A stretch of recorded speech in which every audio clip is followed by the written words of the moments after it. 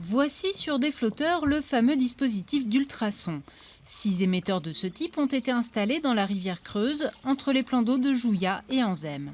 Ce système à ultrasons fonctionne avec un appareil qui tourne à 360 degrés, donc qui va envoyer des ultrasons sur un rayon d'à peu près 400 mètres. Les ultrasons vont venir casser la membrane qui renferme le gaz et donc les cyanobactéries ne pourront pas remonter à la surface avec cette poche de gaz, ils vont finir au fond de l'eau. L'agglomération du Grand Guéret mise sur le développement du tourisme sportif et nature.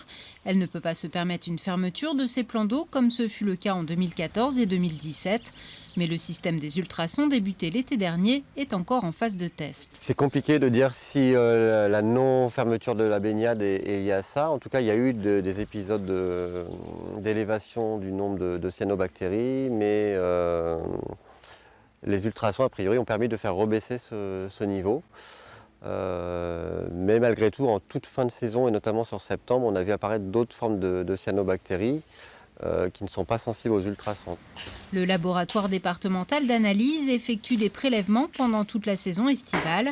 Au-delà du seuil de 100 000 cellules de cyanobactéries par millilitre, la baignade peut être interdite. Certaines cyanobactéries peuvent produire des toxines et donc peuvent être effectivement dangereuses pour les animaux, pour l'homme. Ça peut effectivement entraîner des rougeurs au niveau de la peau, des boutons et puis également des vomissements, des maux de tête.